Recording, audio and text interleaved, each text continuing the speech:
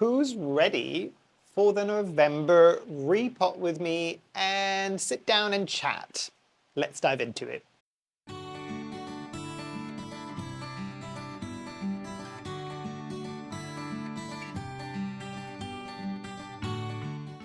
Hi, my name is Memo, this is my channel, Houseplantygoodness, and essentially it's a place where I like to geek out about my big passion. You might be able to see some of it behind me, it's tropical houseplants. So yes, today is going to be November 2025. How are we nearly at the end of the year? What's that twitch in the corner? But I thought it's been a while since we've sat down. I know my last repot, you all got it in October, but it was technically the one I filmed in September because of how I was when I was away and visiting family back home in September. So kind of skipping the October one. You've kind of had an October one. Maybe you didn't have a September one. Anyway, I'm rambling. We're starting off well. But yeah, so I thought let's just do a November one now. And we can kind of see how things are going. Hopefully, if you've seen the first video this week, you would have seen me select the plants that we're going to be repotting in this repot. And also a big thank you to everybody that submitted their comments, their questions, their topics for this video, both here on YouTube and on Instagram as well. You are all true MVPs, and the questions, as always, did not disappoint. And as is usual for my repot videos, the kind of way of ordering them, just because I know not everybody's particularly interested in what I do that is not planty, it will be planty questions first, planty slash kind of non-planty questions. Some of them were kind of combined next, and then at the very end, there will be the personal questions, but I will put chapters on this video, so if you don't care, you can skip bits that you don't care about, basically. I will not be offended, it's completely fine. But yes, without further ado, let me scoot you down into the table angle so we can have all of the unflattering angles, and let's go from there. Okay, and I've scooted you down below, and I've got plants prepped in pots. Look at how organized I am this time around. Anybody who's seen the first video this week will know why I'm organized. It's not a fluke. So I've got everything I need. I've got plants, I've got repotting materials here. I've got your amazing questions and conversation topics here. And yeah, let's just dive into it really, shan't we? So same thing as usual, planty questions first, and let's dive in with a quick one from Instagram. And the question is, how is the begonia amphioxus doing? Would love to see more begonias and Hoyas.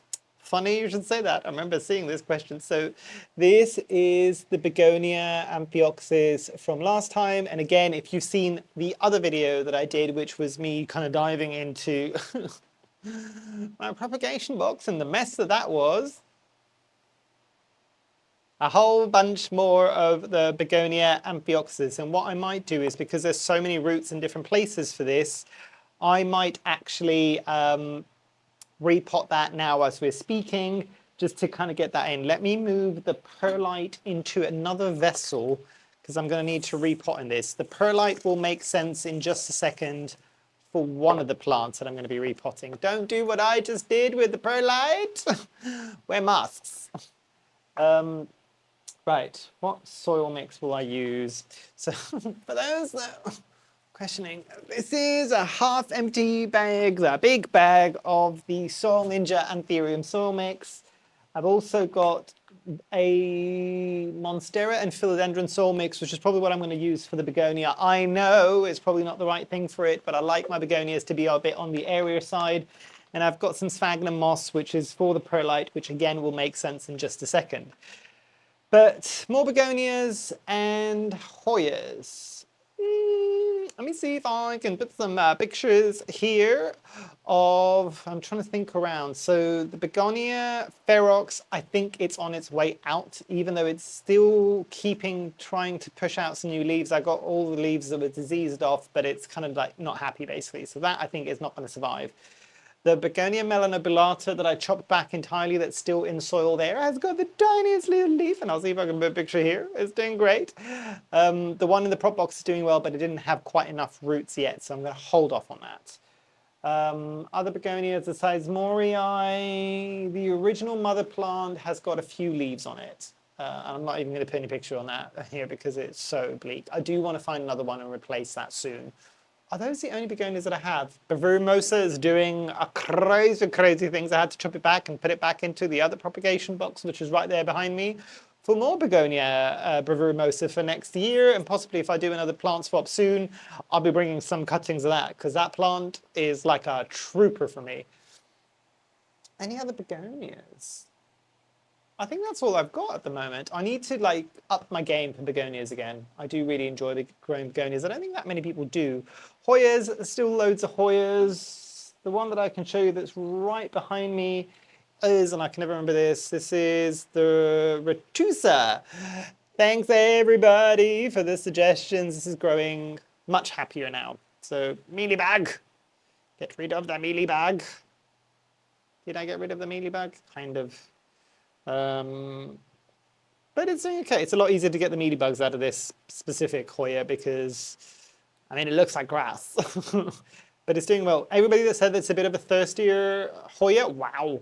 The other one, the large Hoya Macrophylla, I think it is, that I repotted in one of the repots with me, that is doing really well. I put a picture here. It's got new leaves, and the big leaf is a big leaf. It's so big, so big. It's great, it's great. But yes, I need to up my games on both of those genuses a bit more, I think, generally speaking. So next question is, oh, interesting. So this is a plant community one. So this is saying, sorry, I've got my iPad down here. I'm not just kind of randomly talking to the table. Curious to know about the plant community in the UK since most of the YouTube creators only mention shops. Fair point, well made. It's relative, and again, I've got limited experience, I guess. It's a weird one. So that one's kind of an odd one, and let me actually pot up the begonia that I was talking about before. So I've got the cuttings of the begonia amphiox. There's more of it. There's so much more that I didn't take out. So this one I might take off some of the bottom leaves. It's not got its own roots, does it?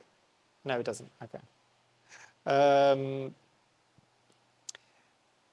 I am kind of in a part of the UK where, bizarrely enough, we do have a lot of the growers or plant shops that you might all recognize. So Eastern Tropicals is up here, Turnip Tropical. I don't know if Carl is still selling stuff, but they're all based up here. But we don't have a huge houseplant community, I don't think. So I don't know too much about my local houseplant community. I know there's loads of it in kind of the bigger cities like London and Manchester and Leeds, to name a few. I know there's a lot more around the country, basically. I know up in Scotland and Wales there are some as well, but there's not a huge amount here. But the people that I've experienced, they're really cool. That's why I love going to like the plant swap events, because I can actually meet people at some of these get-togethers essentially. And yeah, like it's a good community, it's a solid community. What else can I say? Most people are quite friendly. I know there's been some bad experiences with people, possibly, and again, I can't talk from experience because I've steered away like the plague. Although I know some people have had good experiences with like Facebook groups and things like that. I'm kind of old school in that respect, old school this time around with the houseplants, because I know there was a lot of chatter for a while about them not being the nicest places in the world to be at. So I've kind of tried to avoid it. I'm just like, I don't like drama, if that makes sense, generally speaking. Hopefully you can tell that from my channel. I don't think I'm particularly dramatic on this channel in terms of like drama. I am dramatic, but not in the way that, you know what I mean. But yeah, so I try to tend to stay away from that. But everybody that I have met in the UK at like events like the Plant Swap or Malvern or anywhere else that I've gone and done like talks have been some of the nicest people in the world. Really, really nice. Loads of people that are like friends online only and just do like regular plant swaps and things like that. So I think it's relatively strong as a community. Like, I don't hear a lot of drama generally about the community. So is that the same where you're all based, or are you mainly kind of finding people online to build community with that maybe aren't, maybe they're based in your country but maybe not in your location, or maybe they're all based internationally? Let us know down below. And also, if you know good places other than the obvious like Facebook or anything like that, that you meet up with people, I think a lot of people would appreciate knowing that, because half of the time isn't just about whether or not the community's nice, is actually finding the community. And it kind of makes sense a bit with all of us because, and I've said this and I'll say this until I'm blue in the face, this is a hobby that is very much a solitary hobby. Like most of us, it's not like a group sport. So the Begonia amphioxus is planted up in the most janky way possible, but there's a second Begonia amphioxus now. Yeah, so it's difficult for all of us to mix, I think. So yeah, do let people know down below kind of what you're experiencing in your kind of part of the world. Okay, big question now. Hi Memo, thanks for the company and the tips. You're very welcome. This is Alex from Kyiv. Hi Alex. Who says, now I work in a plant shop 6 days a week and keeping their own 250 plus collection alive somehow. Big kudos to you. Big round of applause for Alex. That is insane, but very, very impressive. I think that's a lot. That's a lot. That's a lot. Even more, I started growing ferns, orchid, caladiums, calatheas, and 3 types of different Bacchias. Wow. You don't do things in halves, do you? That's a lot. That's a lot. That's a lot of like commonly thought of as potentially difficult plants. Maybe not the different Bacchias, but orchids, ferns, calatheas, caladiums, they can all be a bit needy. Not everybody finds them needy, but I don't like to generalize. And Alex is saying, I use every free moment I have to watch your videos. Oh, that's really sweet. Thank you. Sorry, I know this is sounding a bit self-fulfilling. I don't know what the word is there. But I'm kind of bigging myself up. A lot of these questions, I quickly glanced at them because I'd rather kind of have my true reaction reading them whilst I'm here. So thanks for that. Have I heard of, they're asking, have I heard of the Dickenbachia crocodile or the Cyathea fern? Cyathea fern. No on the Cyathea fern. I will be looking that up after this video.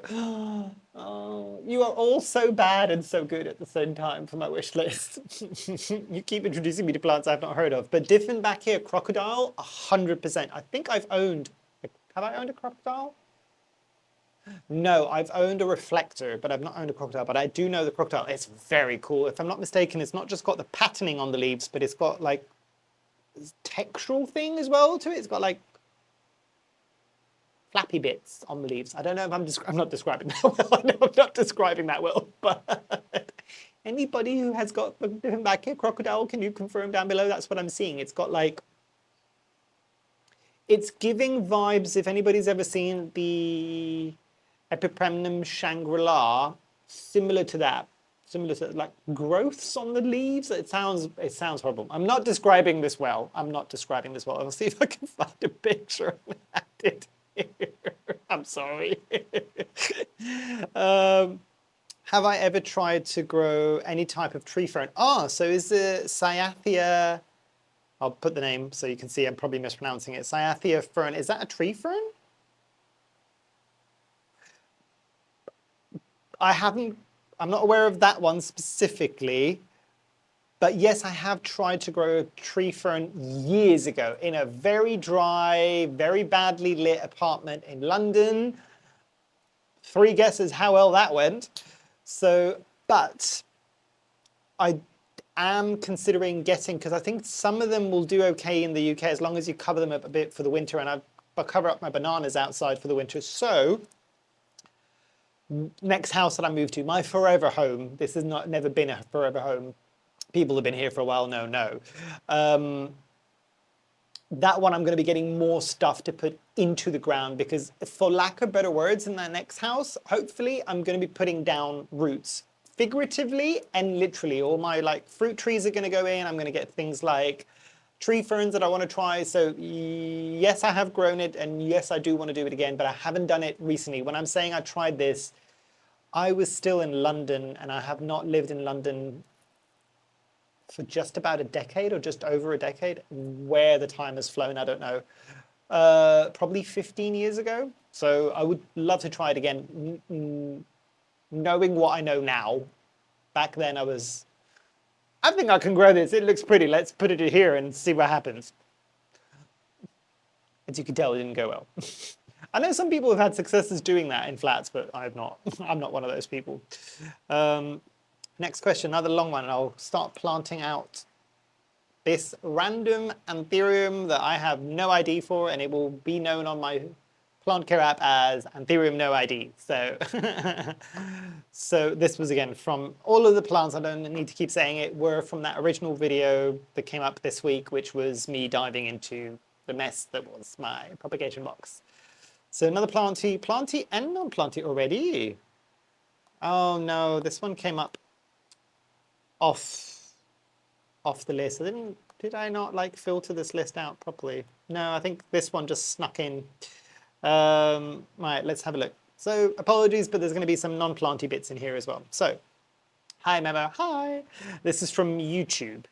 I feel like I've missed out a lot since I started working on the weekends, so I might be asking questions that have already been asked and answered. That's not a problem, don't worry. My question is, I would like to have an orchid, but because of the flowers, not because of the flowers, but I'm fascinated by the roots. Oh, very cool. I get you. I get you. Orchid roots are very cool. They're very, very interesting, and especially in the way that they grow. Can I recommend any orchid with really wild looking and fast growing root system that is suitable for orchid beginners? That's a lot. That's a tall order there. And I'll tell you what's tripping me up, the suitable for beginners bit.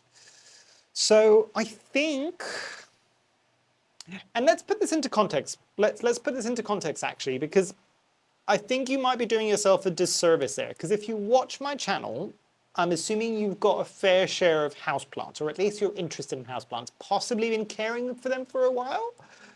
So you're an orchid beginner, but you're not a plant beginner. And actually a lot, not everything, but a lot of the stuff that we kind of intuitively by this point do for aroids could work for orchids as well. So you're not a full beginner. You're beginner light, beginner orchid light. Do it that way. I think it's Cattleyas. If I'm not mistaken, I've never owned one, but it's the one that don't even have any growing media. The roots just hang there, which looked really, really cool. If it is, if it isn't, I'll correct myself. If it is, I'll add a picture here so you can see an example of what I'm talking about. Very cool. The only other one that I can think of is one that Sarah, the plant rescuer, has, and I cannot remember the name, but I don't think that's necessarily a beginner orchid, which is just roots. And occasionally you get a bloom. There's almost no leaves. Very, very weird, very kooky. I'll see if I can find the name and a picture and add it here. Very, very cool. But again, I don't know if it's for beginners. And then I think there's another question is there any way to grow Philodendron brantianum, to grow a nice Philodendron brantianum? Mine is only putting out runners. How, okay, so before we get into the personal ones, my one's still back here. And I don't know what I'm doing to it. So I can tell you what I've done. And it's growing okay. It's growing to the point where I need to keep chopping it back. I've just taken off a leaf for no reason. It is in semi-hydro. It has got a very small pot. It's in pond. It's always got a water reservoir, even in the winter. It's one of the few plants that I have in semi-hydro that it's still got a reservoir even in the winter. It is above a radiator, and it probably gets medium light. It doesn't have a moss pole. It does throw out runners. But I find, at least with my one, when I chop that runner back, and it will kind of reactivate on lower nodes and less likely to bring out a runner. Unlike the Monstera obliqua Peru, where the moment that you cut it, it just brings out more runners. Unless you give it something to climb on. That one, that Monstera obliqua Peru desperately needs a moss pole. But this one, yeah, I think that those are my big tips. I know there's a lot of people that struggle with the Brandtianum. To be fair, I'm surprised it's still there. It's going to be one of the plants that will eventually end up in a compost bin at some point with me, because it's not been sparking joy for at least 2 years now, and I just go through the motions of like watering for it. Is it a feral plant at this point? It kind of is, but still don't like it as a feral plant. So, and I think this is the personal bit: is how do you motivate yourself to do the daily plant care? How are the pets? Any updates or maybe pictures we can look at? So there's another pet update coming up. So I'll answer that one at the very end of the video, because that comes up again. How do I motivate myself to do daily plant care? That's a good question. That is a good question. And I don't know if I've got a straight answer for you there, really. I'm not going to lie and say that all days are easy. They're not. There's not. And actually, more and more days, less so in the winter, more and more days in the summer, depending on how busy I am, it really does, the word chore speaks volumes as to kind of my feelings of what I need to do the plant care, just because I'm so tired with everything else. But you all know, I'm not going to hash it out again about how many things I'm involved in. And I am fully aware that that is my own doing. I chose to be as busy as I am and to take on as much as I'm doing. I'm not blaming anybody else for this. But it can be tricky. However, I find that on those days, and I do this every day when I do plant care, and I think on the days where I find it a struggle, or when I'm like really like struggling to motivate myself, this really does come in trumps. And it works for me, it might not work for everybody else, but literally popping in my earphones and just putting a good audiobook in. You would be surprised how much a good audiobook, when you've got to do plant chores, is good. Or at least it has been for me. It's good for my soul, is what I say for this, because one way or another, I am blocking out the entirety of the rest of the world. And I find sometimes, and this might just be true for myself, so this is the Anthurium now potted up, Anthurium soil mix from Soil Ninja.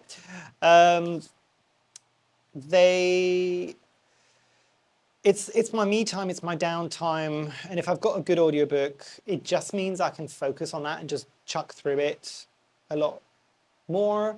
I can almost tell the days when even I don't realize that it's a chore, because I can go through plant care super quickly. I'm just like, well, I can water this now really quickly, and this doesn't need to pay that much attention. I'll deal with that another day. Or, you know what, this plant doesn't need watering right now, or do I need to check it? No, I'll deal with it. I'll move it to a couple of days from now and I'll deal with it then. That's how I deal with it. Probably not the healthiest way to deal with it, but I don't know if anybody else has got any suggestions on the days where it gets really tricky. But yeah. That's what I do. Good plant care. Good plant care. Good audiobook series that I've started if you're into your fantasy. And I think this is a fantasy RPG type book. It's really weird if you're into gaming as well. Never heard of it before. The first book, I think, and I don't know if the whole series is called this, is called The Wandering Inn. Oh. And I know a lot of people, there's a large fan base, but there's also a lot of people that don't like it. So take it with a pinch of salt. The reason why I like it, the books, and this is for the true like audiobook fiends out there that at some point when you read enough audiobooks, you're just like, can I just get a long audiobook? These 4 or 6 hour audiobooks, it's just not enough. The first book is 45 hours. The second audiobook is 62 hours, I think, and they're all beefy audiobooks. Amazing. And I think it's kind of a bit of like a cozy kind of fantasy one as well. So it's nice and easy listening. I don't like to tax my brain too much if I'm doing audiobooks. That's just me. But yeah, good series, that one. I'm enjoying it so far. I think I'm almost finished with book 3 at the moment. So, and I think it's one of the longest running fantasy series as well. Like there's quite a few books. So good one to consider. Right, next question, which is a planty one. I'll come back, I'll give you the update on the pets a bit further down because somebody else asked that as well. So, hi from USA, Rhode Island. Hi. Another place in the US that I need to visit at some point soon. Love your houseplant review series. Oh, thanks. I'm glad that people are still enjoying that actually. And I will always, whenever anybody says that to me, it makes me truly happy because it wasn't my idea. And I'm quite happy that it wasn't my idea. It was one of my viewers, and I don't know if that individual is still watching my videos. Hopefully they are. But it was one of their ideas. They said, did you ever consider doing something like this? Because I don't think there's anything like this on the internet. And I don't know if there's more out there that are like my series now, if other people have done something similar, but I'm pretty sure I was one of the first ones to do it. And I really enjoy that series. It doesn't always get a huge amount of viewership, but that's not the point. It's for the people that are interested in that one very specific plant. So I'm glad that you're enjoying it. And the person goes on to say, wondering if you can do some more philodendron reviews. Yes, I can try to do that. I kind of tried to put the brakes a bit on the philodendron reviews because I think a lot of people were getting sick and tired of me doing quite a few philodendron reviews. But I can probably bring that in now. I think it's been a while. They're saying they have the Columbia species and Planty var citrus. Is that variegated citrus, I guess? As well as a green sky and lindenii. Ooh. I don't hear much about. I can tell you right now, I won't be able to do a review on any of those because I don't own any of those. Like some of these is the first time I'm hearing of them. So, but yes, I'll do more philodendron reviews. Anybody who's got these, so Philodendron Columbia species, Planty var citrus, green sky, and lindenii, that wants to chip in down below in the comments and maybe tell this person what their experiences would be. I'm sure they'd be very appreciative. Oh, that's really sweet. She says, she, I think. Can't wait. Love your videos. So insightful, full of great content. Thank you. That's very, very sweet. But sorry, I know I didn't really answer your question there, but yes, I will do more philodendron reviews. I just don't have that. And actually, that brings me to a point that I've been wanting to mention for a while, which is really sweet. It's so sweet, but I think, and it's really interesting because obviously you all just experienced me that one time when you're seeing the videos, but and it's not everybody. There's the occasional person that gets really annoyed when I haven't done a specific review on a specific plant that they want to have a review of. And then they're just like, well, why haven't you done this? And I'm just like, I don't own the plant. I can't do the review. If I've got the plants, there's usually a list of reviews that are coming up of plants because you know me, I like to at least, if I can, wait for a year before I give you a proper review on the plant. Which means that a lot of the times the trendy plants don't make my list because I don't always go for the trendy plants, but also the people that are into the trend, usually within a year they've lost interest. So they're not really going to be looking at my reviews anyway. But neither here nor there. But yeah, it's one of those things I'm just like, I can't review a plant that I don't own or never have owned. If it is a plant that you've got that I'm thinking of getting, I'll put a mental note and I'll put it on my notes app where I kind of make a list of like what videos to film of like, oh, there's at least one other person that has got this plant and wants a review on it. I'll kind of make sure that it gets lined up. Maybe for that one, I might not wait for the full year. I might wait to 6 months as a bit of a mini update and do it from there. But yeah, sometimes I just don't have the plants. I'm sorry. It's quite good though, because sometimes you motivate me to get the plants. I don't know if everybody would agree if that's a good thing or not, but I find it good. It's okay. Yeah, hopefully that answers your question. Right, let's move on and let's do another question and repotting variegated Adansonii, if I'm not mistaken, based on what I saw from the propagation box. Okay, this is another question from YouTube. So hi Memo, hi. Thanks for all the great content. You're very welcome. I would like to ask about why some plants are really prone to certain pests. Good question. They're all good questions, but this is interesting. My varicosum, oh bless you. You didn't even need to finish the rest of that question, and I kind of know where this is going. Where Verrucosum is constantly being attacked by thrips. Oh, no surprise! I was expecting you to say spider mites. While my bird of paradise struggles with mealybugs. Interesting. Oh, curveballs. Can you look at a plant and see it will mostly be affected by? In my experience, it's not as simple as just kind of looking at it and just kind of go, oh, you will most definitely get X, Y, and Z pest. Interestingly, the one pest that I was just talking about now with the Verrucosum is, and apologies that you're hearing the dog bark, I think somebody has just rung the doorbell, but it will stop, I promise. Big, strong protector of the household, and the moment anybody comes in the door, go running away, because gotta love a lab. So the Verrucosum is an interesting one, and there's a reason why I thought it was a spider mite, because generally speaking, and this might be something to kind of look into if you're seeing kind of constantly people complaining about certain pests on certain plants, it means that it might have more of a tendency to get it. So Calatheas, most people know that tend to be spider mites. Verrucosum is another one that tends to get spider mites all the time. It's interesting that you've got thrips on it. So couple of things that I have noticed. So if a plant has got velvety leaves, generally speaking, I find that it's more likely to get spider mites. Not always the case, but it's more likely to get spider mites. So that's one thing. The other thing with thrips, and it's interesting because it's interesting that you're getting, actually maybe not. So yes, the other thing that I have noticed, and this might be where you're getting it on the Verrucosum, same as the serpents, any plant that the petioles have got loads of fuzziness to them, there's kind of spiky fuzziness, it's really difficult to describe this, not very fine hairs, but they almost look like hairy spikes, that mealybugs will like it.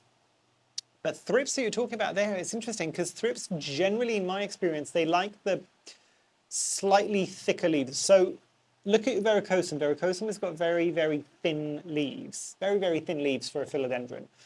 But then at the same time, if you've got a Monstera deliciosa potentially anywhere near you, or if you remember what it's like if you don't have one, the leaves are just that tiny bit thicker. So anything with that kind of thickness of leaves tends to be more of a thrips magnet, I find. So it's interesting that you're saying that your bird of paradise has got mealybugs. I have never, for all the amount of times that I have mealybugs in here, my bird of paradise, touch wood, has never had mealybugs. It has had thrips once because the leaves are just that tiny bit thicker. So you can usually go on that. So mealybugs, generally from what people tell me, obviously can be on cacti and succulents. Again, mealybugs like nooks and crannies and things to hide in, which is again why it's really surprising that you've got it on your bird of paradise. But again, this is pointing out the point that sometimes even if you kind of know roughly which plants might be more susceptible to things, and again, your environment is going to play a large part and your care, but certain physiological, and I mean by that the way that the plant looks and how it is, the leaf, the thickness, the fuzziness, all these things can make it more prone, or possibly have the potential to be more prone to one specific type of pest because it's more favorable conditions for that pest. But as you've proven, it doesn't always, it's not always as simple as 1 + 1 = 2. Does that make sense? So it's probably not the answer that you want, but you can get an idea. And by all means, anybody else who wants to chime in the comments down below, please do. And I think this commenter would really appreciate that. So before I start with the next question, let me try potting up this little planty here. So I was going to chop it smaller because it's not got many roots, and the problem is the top of the plant is here, not down here, but it's also got some aerial roots here that I want to take advantage of. So I've got a longer cup and I'm going to try and bury as much of this in as possible and pull the roots down a bit, and then hope for the best and hope that it doesn't rot. But to be fair with this one rooted out way faster than I thought it ever was going to. Do I particularly want another variegated Monstera? Probably not, but we'll see how it goes. We'll see how it goes. Let me just quickly do this. I'm using Soil Ninja's Philodendron, is it Philodendron? Philodendron and Monstera mix for this one. And I've experimented more because I was so, it's not even brand loyalty, it's product loyalty to their Anthurium soil mix that I never really attempted to use many of their other soil mixes. So I'm doing a bit more with that. And I've actually had good successes. Like, I understand generally why, this is going to sound so bad. I understand why they have other soil mixes rather than just the Anthurium one, because obviously there's used to, no duh, Mimo. But it's one of those things that, yeah, their philodendron mix has been really good so far. Their ficus mix is a divine. And I think those are the big ones that I've used now. And I've also used their regular houseplant, just their bog standard to generic houseplant mix, which I think is predominantly just cocoa coir and perlite. And that's the one that I use for, so I've done that, you can kind of see there. I use that to fill in my moss poles. So that's what I use for them. Right, let's move on to the next question. Okay, next question. Hi, Memo. Hi. Sorry, I know this is probably getting annoying, but I feel like if people saying hi to me, I need to say hi back. I'm new to Anthurium.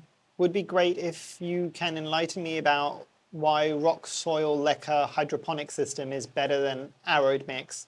And please share any tips or tricks once you receive a plant in moss. Your answers mean a lot to me. Thanks in advance. Oh, no problem. Happy to answer questions. So Anthuriums, at least in my experience, I can only ever talk about my experience, with the kind of more hydroponic and more the kind of rock substrates like the leca and all of these things, the leca, the pond, sorry. Part of it is, and again, I encourage you to have a look at the specific Anthurium that you're getting to see if it's epiphytic or it's also lithophytic, because sometimes they can, if I'm not mistaken, be lithophytic, which means they are used to growing on rocky surfaces. So that's a really good reason to grow it on a similar type of material. But I think the main reason why people have had success, including myself, with growing them in pond is for a very simple reasoning, which is you get a lot of that constant moisture, especially if you manage to get it to the point where it's got a reservoir. So Anthuriums are tricky for a lot of people to grow, I generally think, because they need moisture, but they need an awful lot of air around their roots. Otherwise, they will rot like that. So the best thing I think that most people have found is that something like leca, because it's got all of that air between all of those rocks and everything, for lack of better words, and the fact that it can wick up the moisture from the water reservoir, so it's always constantly got that moisture there without it being boggy, is why it can work. Now, the nuance to that, and I really hope that more people need to start talking about this, is, so for instance, pon. Pon is tricky, and I think they've done different sizes now that they've seen that more people are requesting it, but there was the pretty standard, the original size, which was quite small little pebbles, and there's the larger sizes. Be very cognizant of the Anthurium that you're getting. So if something that comes to you from an Anthurium and you can see the roots and they're not maybe as thick as your finger, but kind of think of Monstera deliciosa type roots, really, really chunky roots, or Phalaenopsis orchid roots. If they've got something like that, go for the larger, chunkier rocks. And if it's got thinner roots as an Anthurium, go for the smaller, the original size of pon, and that will really, really help there. Now, in terms of any tips or tricks once you receive a plant in moss, this is a tricky one because this challenges me as well. So, first thing I will do is check, is the moss sapping wet? Like fully saturated and it's just holding the moisture? Have a look if you can see the roots. At that point, I would try to get it out of that moss relatively quickly into some substrate that you are comfortable with, because there's a very high likelihood, whatever plant it is, that it might rot. It might have been put with that much moisture from a seller if they're trying to guarantee that it's going to be wet when it gets to you, but that's a risky situation. If it's slightly drier but not dry. You could kind of leave it in there, especially if you can't see many roots around the moss, which means that it might still have very small amounts of roots. If it's got loads of roots, get it out of the moss. A lot of people, I think, say that it's better to take the moss off the roots when it's wet. I actually find that it's easier when it's slightly on the drier side. So I would let it dry out a bit. Generally let it acclimate for a few days before you do anything that would stress it out even more. Although there's the other school of thought here where people are just like, the plant is already stressed because it's been potentially shipped to you, stress it out a bit more and get it all done in one go, and then it can just relax in its new home. Pick your poison at that point, and then move it into some substrate. So if there's not enough, a lot of roots and the moss isn't sapping wet, leave it in for a bit longer and water it carefully. If it's sapping wet, get it out. If it's not got that many roots, leave it in. If it's got loads of roots, get it out regardless and get it into your own substrate. It can then start acclimating a lot faster, basically. Sorry if the angle changed slightly. I had to change the battery on my camera because it was just about to die. But yes, and the reason for that, and I don't know if people have noticed this yourself, I kind of let it go from the side slightly with this one. I've started filming in 4K. And I'm uploading in 4K now as well. So, and even if you can't watch the videos in 4K, and that was why I decided to go down the route anyway. My camera was always able to do it, but I don't think that many people, when I first started, wanted to watch necessarily the content in 4K. I think there's probably more people that want to do it now, but also I didn't realize until I did some research that if I film in 4K and I upload in 4K, even if you don't watch in 4K and you watch in like 1080p, so just HD, it's a better quality HD. If there's any like camera files out there that know that I'm talking rubbish, please tell me, but that's what I can see online. So hopefully the content's a bit, like the quality of the videos is a bit better. I cannot do anything. I will say this until I'm like blue in the face. Like my kind of like filming lights are doing the most in here, but there's very little that I can do because unfortunately I don't have the benefit like a lot of the other planty YouTubers where they're filming indoors in a house so they can control the light levels. With me, whatever the hell the UK weather is doing on that specific day when I'm filming. So, because cloudy, sunny, changes, or arguably, even though my videos are a bit darker in the winter because it's grayer, the lighting is a bit more consistent. I always find it's more jarring when I'm editing in the summer because the sun will go in and out behind the like clouds. Whilst in the winter, we just have clouds permanently. But enough about the British weather. Cool, let's move on to the next one. So after watching my autumn update, this person found themselves wondering how my outside garden was doing. We've moved on to the planty and non-planty questions now. How the outside garden was doing, where the chickens are during the cold season, why did I leave Greece, will I ever make Greece home again? Do I ever go back and watch some of the first videos that I posted? No. I'll answer that really quickly. No. I think I would cringe too much. I probably should to see how far I've come, but wow. There's definitely been a growth in how you present yourself now. Oh, thanks. I'm glad. It's taken me a while to kind of get really comfortable. I've had no issues. I've always been good. I was a stage kid in the sense that I used to like, I don't know if people know this actually. I used to do semi-professional kind of,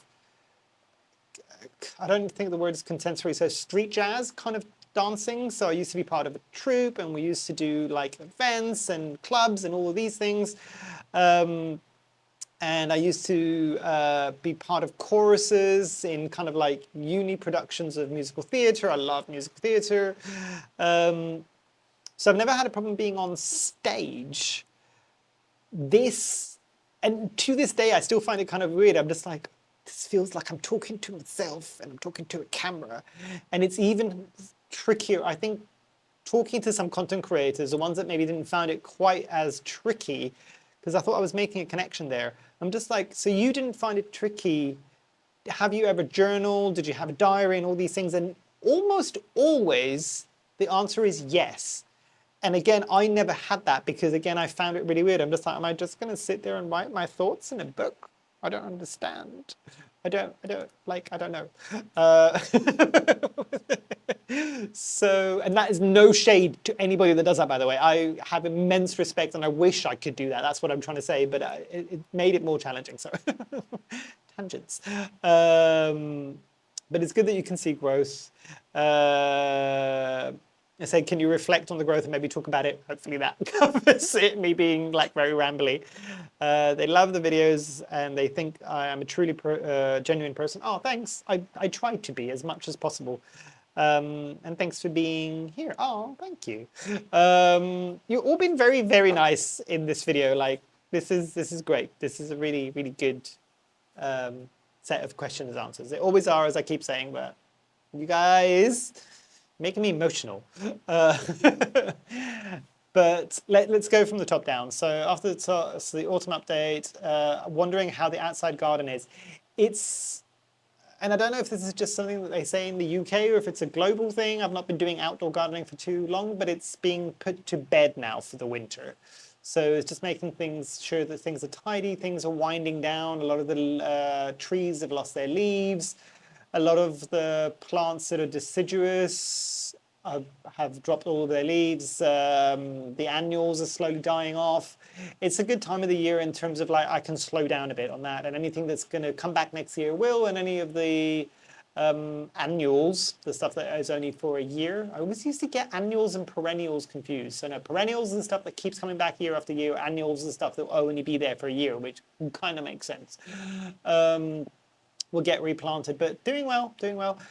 The girls, so the chickens, in the cold season, they still stay in the same place. So they're at the allotment, they're at that, and I'll link a video at the top where I've recently done massive like tours, both in the conservatory and in my house and garden and allotment, and you can see a bit more of their setup there. They're there permanently. And interestingly, we've all got a notification recently saying that we need to keep birds back indoors or like not free ranging because there's avian flu is kind of increasing again. But to be fair, mine have never been free range, if that makes sense.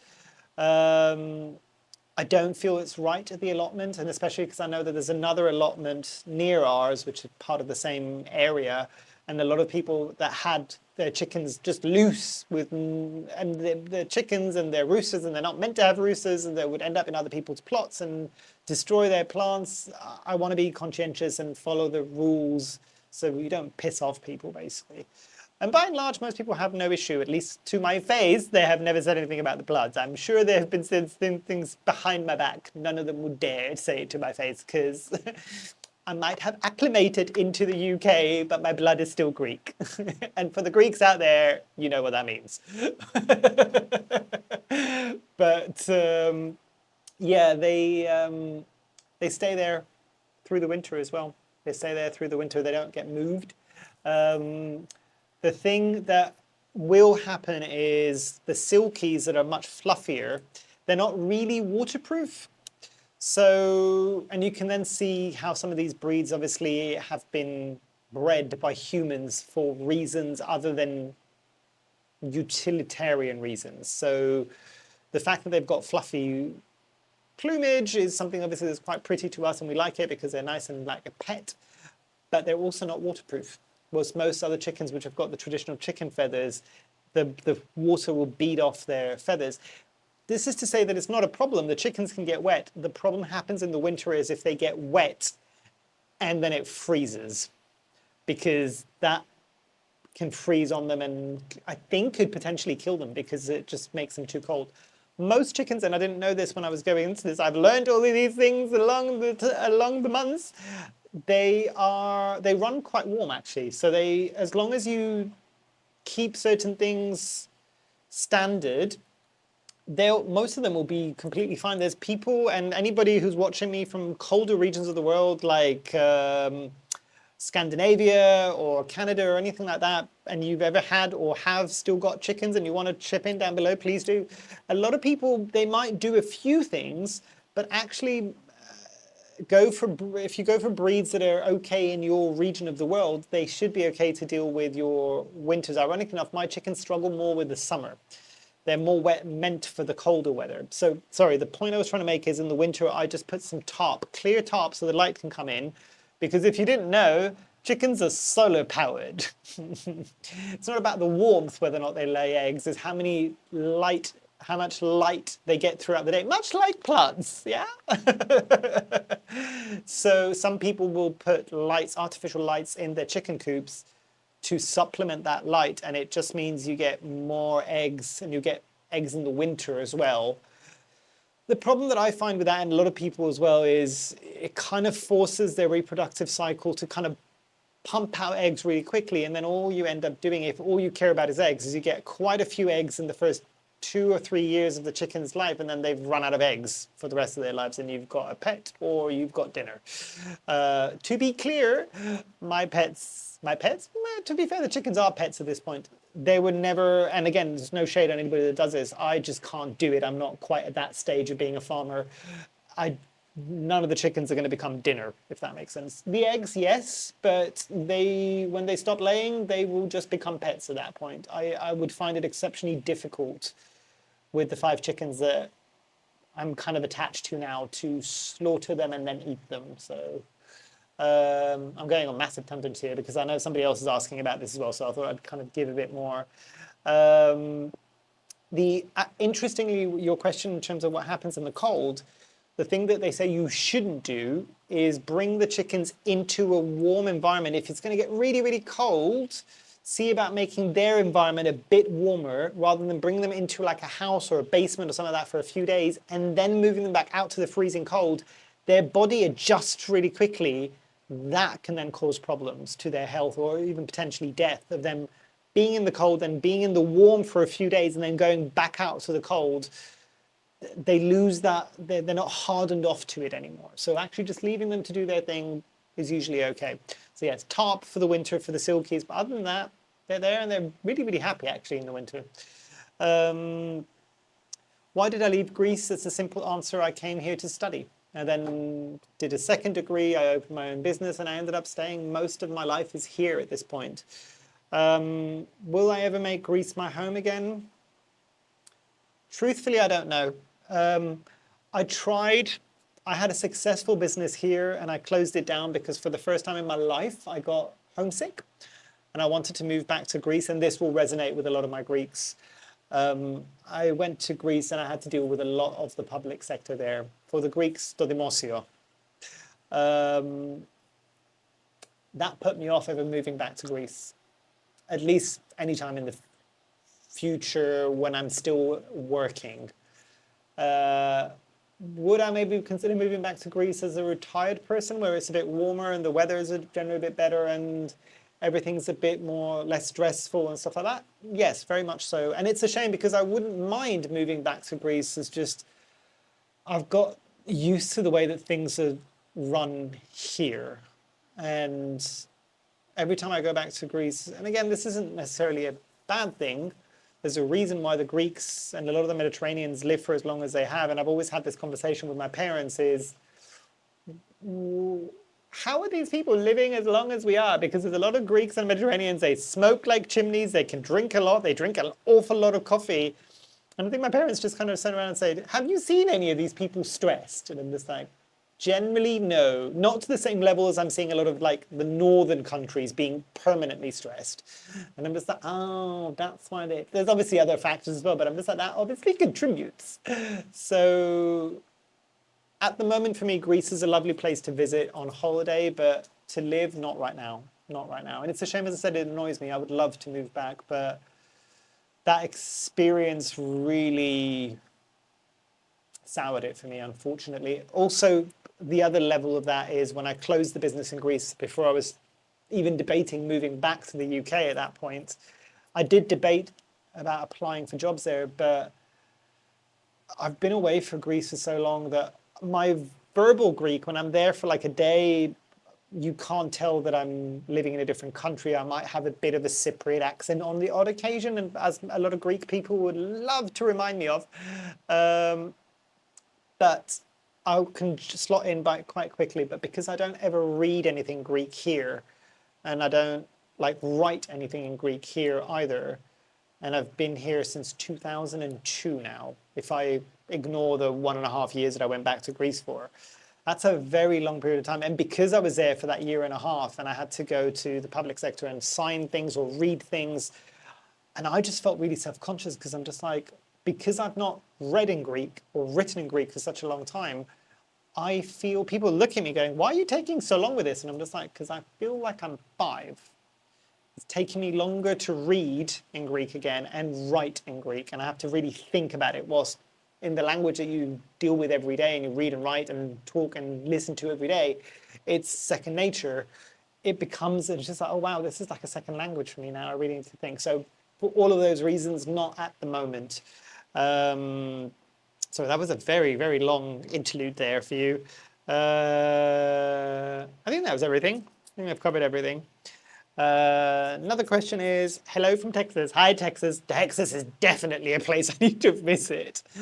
Oh, I'm a sucker for the southern accent that you get. Oh, love it. One of my mum's best friends, bless her, before she passed away, lived in Texas for years. She was another expat that was there for years. She used to have a factory that did, I think this is what it was. She did like the Super Bowl rings, I think, or like college rings. I don't know exactly what it was, but it was something like that. When she was telling me this back then, I had no context as to what I'm just like, you do rings? But I maybe know a bit more about it now. But yeah, but I need to visit at some point. How are you doing? I'm good, thank you. What made you decide to start growing plants? Did you have elders that taught you about growing plants, or are you fully self-taught? And do you miss where you grew up from? What was your favorite food or dish? Ooh, I need to like plant some things as well. So this is the Anthurium racemoides, and it's not got too many roots, and this is why I needed the perlite. So the perlite is going to go with the sphagnum moss because that's really not got enough roots at the moment for me to even put it in the chunkiest of Anthurium soil mixes. So that's what I'm going to do now. I'm going to mix that all up. But let's have a look. Sorry, the question is, what made me decide to start growing plants? It was always my happy place. And I think I've answered this before, but I'll answer it again. I always used to do that, and it was the one chore that I had as a child.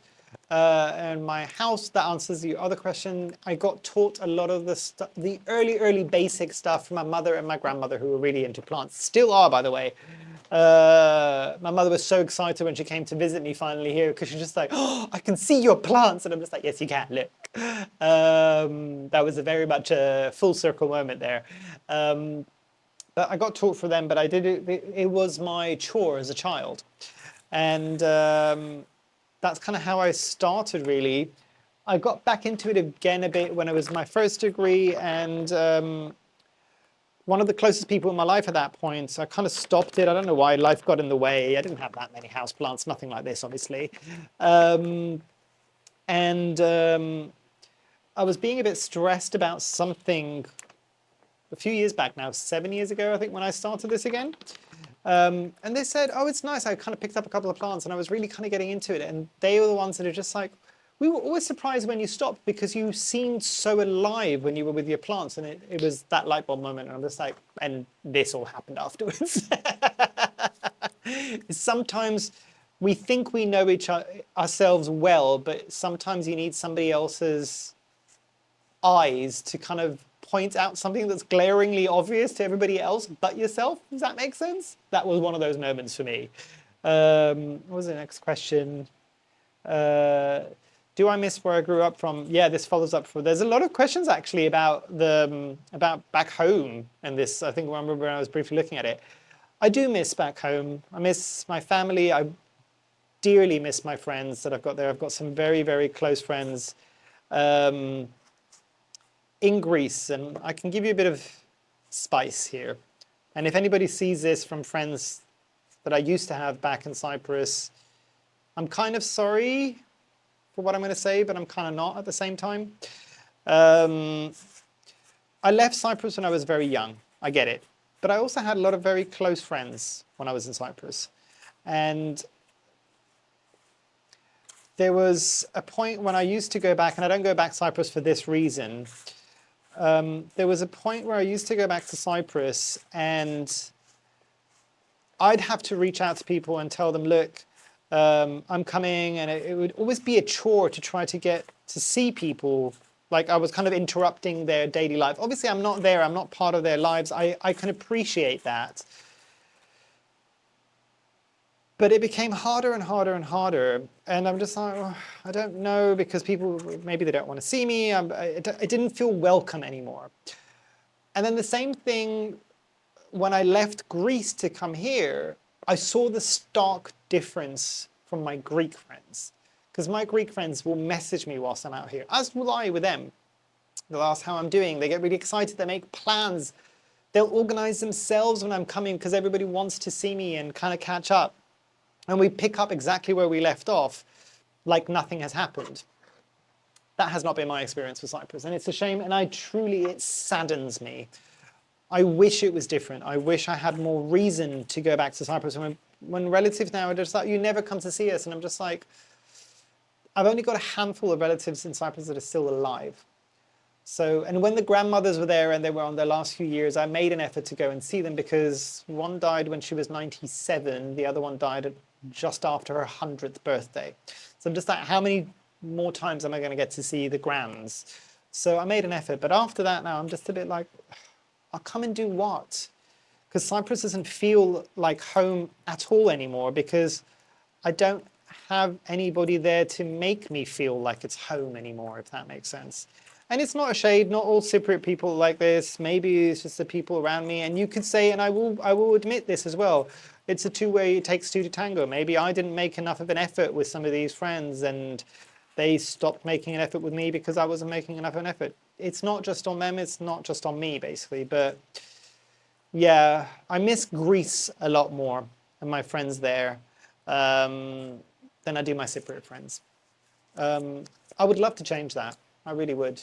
I met up with a friend, my closest friend, for years. We used to spend every lunch after school together. They'd come over to my house. My mum would cook us both meals. I'd spend every weekend at his.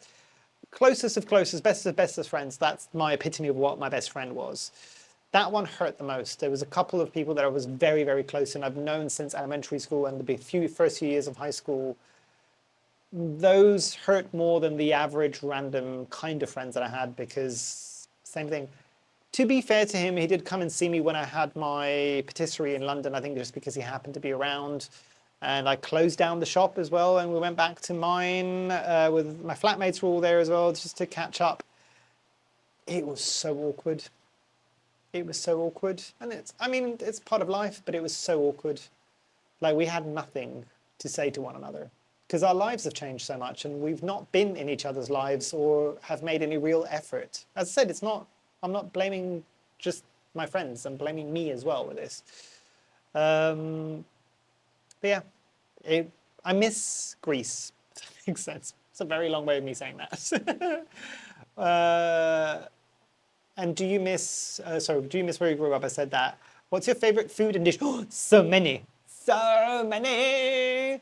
I miss for the Greeks, τους φούρνους,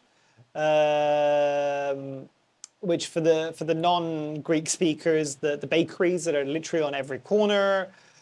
Oh, the choice of desserts, not just the baklavas, but just desserts. Like, the Greeks have got a severe sweet tooth, as do I, and I probably shouldn't because of the pre-diabetes thing, and I'm better, I can still look at them and like appreciate them.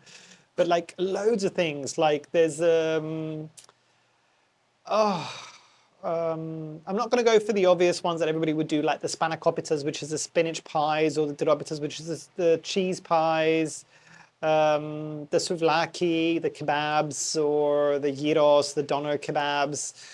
All of these things, obviously, I miss like a good Greek salad with like fresh produce from Greece. Does that make sense? Like, it's the one thing I miss a lot here. Anything with fresh salads here, like the fresh tomatoes here. Like, tomatoes are okay here, and then you go back home and it's just like, oh, this tastes entirely different. And it's probably because like warmer, sunnier country, makes sense.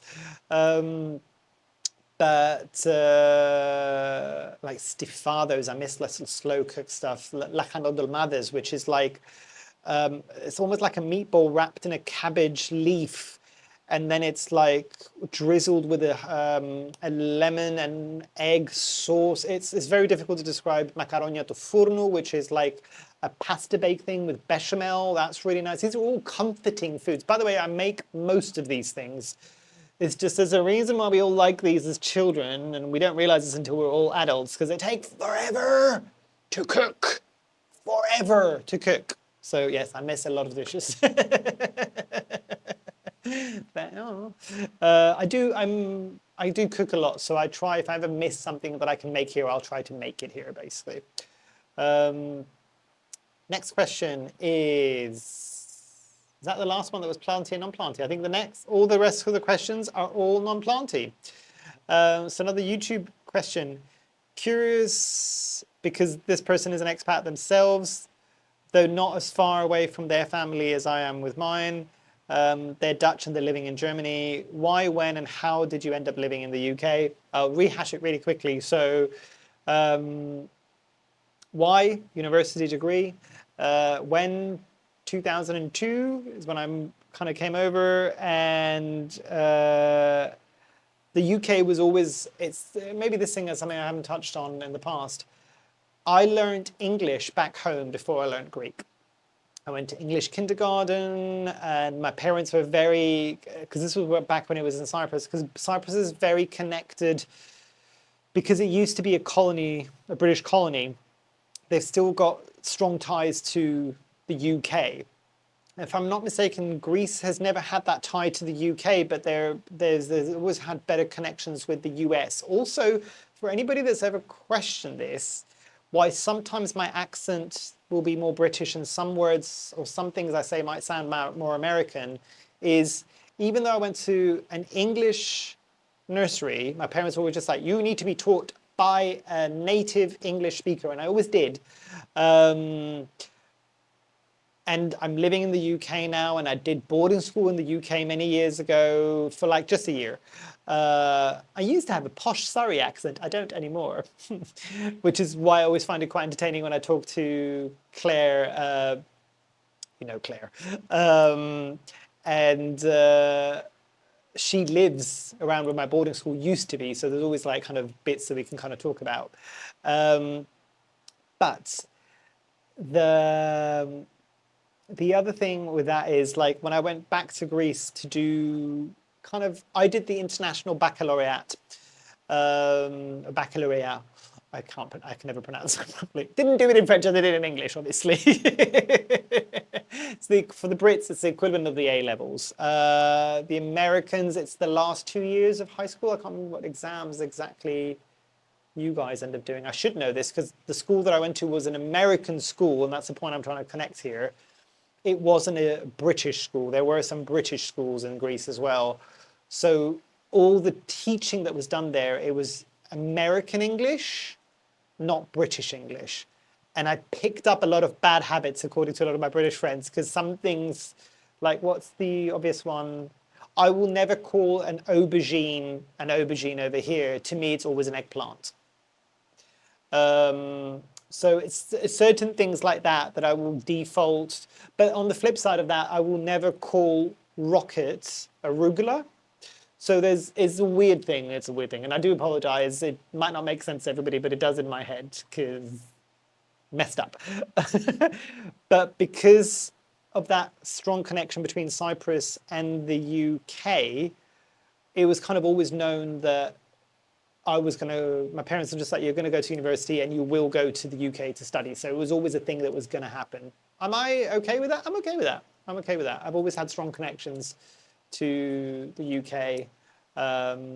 Could have also moved to America, but that never happened. I don't know if I applied to American universities. Maybe I did. It was just so price prohibitive back then. I was one of the lucky few that for both of my degrees, my second degree was the final year where we had the really, really low tuition fees for European and UK citizens, basically. So it wasn't that bad. I think at the moment, I don't know if it's much difference in terms of costs as an international or even European student to come to the UK versus going to the US, so I don't know. But hopefully that answers your question. I've run out of things. Oh no, I do have one more thing to pot. What am I doing? This is Paleonia pulchra. On the original video, I'm just like, it's something pulchra. I'm pretty sure this is a Paleonia pulchra. And I will be using the Monstera and Philodendron soil mix, I think, with this one. I think it can take denser soil, but I'll go for this for now. Next question is, where do you get your dangly earrings from? They are awesome. Oh, thank you so much. So interestingly, a lot of the ones that you're seeing with crystals, like even this one with the amber on it, I make myself. And by that, I mean, I get the upper part, which kind of goes into the ear tunnel, essentially. And I usually connect it to, it's very simple, really, but I like statement earrings and things like that. And I love like things like natural crystals and all of these things. So because I could never find, or the stuff that I could find was all really tiny and petite, and I'm just like, oh, I don't know, I need something a bit more impactful. And there's a company that does them, does some really chunky like natural crystals or crystal type jewelry, even for people with stretched ears. But M something, Emla, I don't know, I can't remember exactly what it's called now. I'll see if I can find it and put it on the screen there, but they are so expensive, so expensive. So I'm just like hundreds of pounds worth of expensive, and I'm just like, no, do not have that kind of money. So I'm just like, necessity and being poor at times, I'm just like, let's see if I can do it myself. And I've essentially not looked back since then. I do my own thing now. I find like crystals, I need to be careful sometimes because, and I don't know if a lot of people know this, raw crystals that have not been processed or extensively processed, some of them are fine as decorations that you put somewhere in your house, but they're not, if I'm not mistaken, skin safe. So I try to avoid those as much as possible because it still has contact with my skin. Sometimes I mess up, like for instance, this amber piece, way too big, but I ordered it online. I could not tell that it was going to be that big. I thought it was going to be about 2/3 the size of this, and that would have still been one of my biggest earrings. But I'm just like, I know, it's fine. Anybody who's also wondering, this is the heaviest one that I have, and even this isn't that heavy. Most everything else really isn't that heavy. Because of the way that the tunnel is, because the stretched ear, it actually distributes the weight a lot better rather than if it was just a traditional ear piercing. You know, sometimes when you get the ladies with the big earrings, traditional kind of ear holes in their ears, and it starts to like stretch a bit more, is because it's got a very fine bit of metal in a very small hole, and it pulls down all of that weight on a very small area. This is wider, so it doesn't feel quite so much. Yes, if they're particularly heavy and you move really quickly, you smack yourself in the face and a concussion. But you know. And the two last questions. So my favorite Greek and English recipes for comfort food. Cool. I covered it a bit earlier on, but comfort food. Oh, and I've been trying to remember this even since that previous question that I cannot remember now, and I unfortunately cannot have it because it's got Uvetsi. Uvetsi is my favoritist comfort food from Greece. The other one is tigania, which is like a fried pork dish. Uvetsi is orzo rice with chunks of meat, and it's usually slow cooked a bit with tomatoes in it as well. As beautiful, beautiful, beautiful. I'll put the names if you ever want to kind of look at them a bit more.